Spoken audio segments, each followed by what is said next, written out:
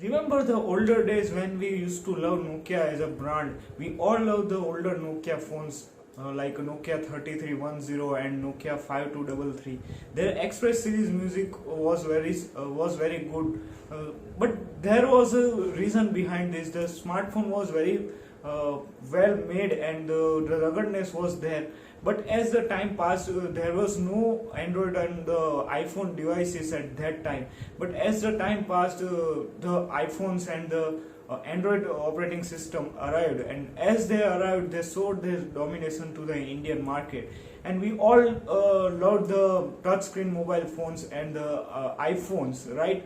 So, how the things were changed with the Nokia smartphone after the iPhones and the Android phones arrived. Nokia has taken a bold decision to go with the Microsoft and choose Windows as their OS, and that decision unexpectedly and unfortunately proved wrong. So after many years, Nokia has now come with the HMD global label to compete in the market, especially in Indian market, with the Android operating system.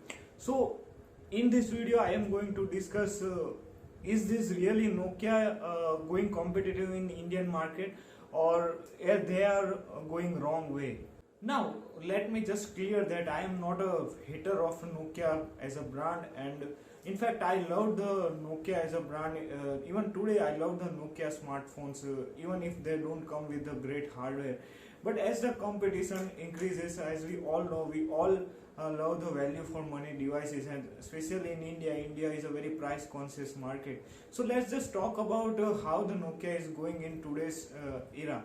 So let's first see that how much the smartphone and the number of good smartphone they have produced. From the last time when Nokia has launched a good smartphone was, I think, Nokia 8.1. It was a very good smartphone, has a very good camera. Even today, if we compare with the around 20,000 rupees smartphone, then they can also can't come closer to the Nokia 8.1. The smartphone camera was that much good, but again the price was a Nokia 8.1 was very high when they launched the smartphone, especially because my brother has ordered the one smartphone, so I know the exact pricing. It was around 24 to 25,000.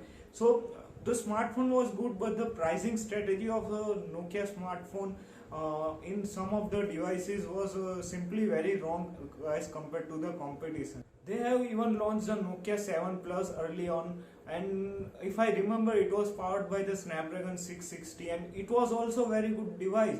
I think it got the 3500 mAh battery, and Snapdragon 660 was a very good processor at that time, and it was sold very well because the smartphone was very good and it was priced very well. So Nokia has to understand that they are not now older Nokia smartphones, and competition is very high, and you have to provide a value for money devices. Yes, you can increase the price slightly and do take an advantage of your brand name, like Samsung does in the M series. Like we have now Samsung Galaxy M51 just launched today, and it is priced at around 25,000 for the 6 GB RAM and 128 GB storage.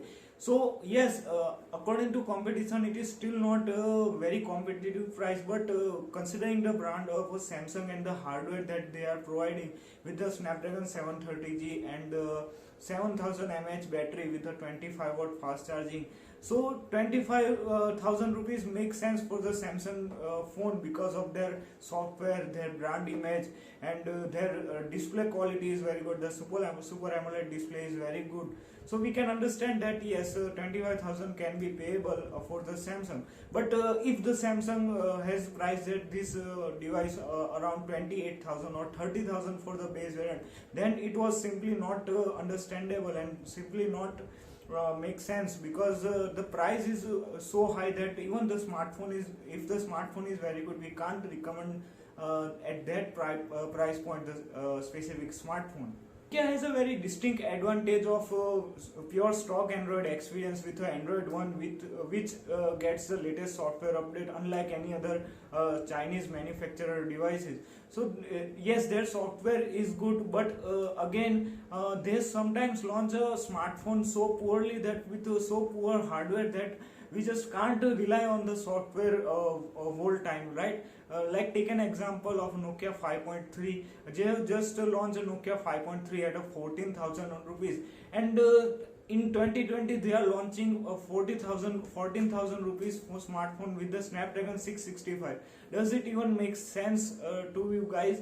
Because the Snapdragon 665 is very old chip and it was launched a long time ago. It was launched with the Mi A3. Mi A3 was a device that was powering the Snapdragon 665. And also in the fast charging department, they are just providing 10-watt charger charging in the 2020. So it doesn't make any sense. Yes, battery is 4000 mAh, that is good, and the display is also HD plus display. So I don't get it why people will buy the 14,000 rupees with the smartphone with the HD plus display. We can even buy the Mi A3 which comes with the Super AMOLED display and the 18-watt fast charging. Also, if we talk about cameras, they are just providing the 5 megapixel sensor for the ultra wide lens. We are just now talking about that 8 megapixel ultra wide sensor is not good enough. We should at least provide the 12 megapixel sensor.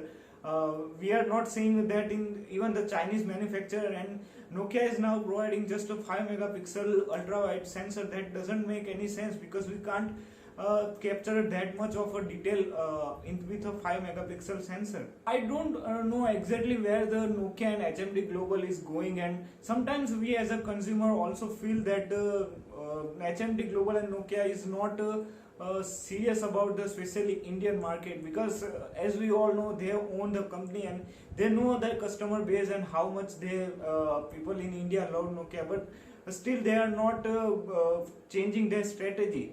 So what do you guys think about this? Do you purchase the smartphone of Nokia even today? Do you want to purchase a 14,000 rupees Nokia 5.3? Do let me know in the comment box below. Do like, share and subscribe to this channel for more videos. I hope to see you in my next video. Take care guys.